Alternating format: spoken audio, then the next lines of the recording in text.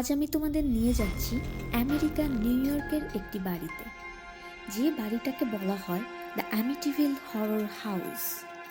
এই বাড়িতে যারা থেকেছে তারা সবাই বলেছে এটা শুধু বাড়ি না, এটা জীবিত।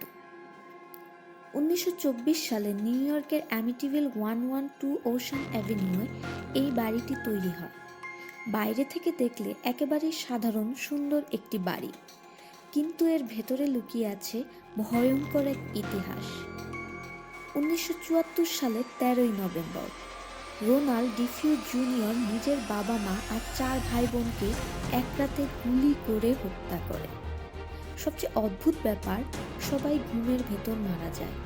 কেউ কোনো শব্দ শোনেনি, কেউ পালানোর চেষ্টা করেনি। রোনাল্ড পরে বলে সে নাকি ভয়েস শুনেছিল। ভয়েস তাকে বলেছিল কিল দেম। 1 বছর পর 1975 সালে জর্জ ও ক্যাথি লার্ডস তাদের 3 সন্তান নিয়ে এই বাড়িটি কেনে। দাম ছিল অস্বাভাবিকভাবে কম। সবাই জানত এই বাড়ির ইতিহাস। বাড়িতে ঢোকার কিছুদিনের মধ্যেই শুরু হয় দেয়াল থেকে অদ্ভুত গন্ধ, রাত 3:15 হঠাৎ জেগে ওঠা, দেয়াল দিয়ে কালো তরল ছড়া, জানালা দিয়ে নিজে নিজে খুলে যাওয়া, বাচ্চাদের সাথে অদৃশ্য বন্ধুর কথা বলা।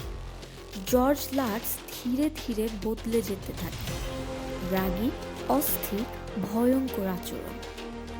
এক রাতে প্রতিবেশীরা দেখে বাড়ির জানালায় লাল চোখের একটি অবয়ব।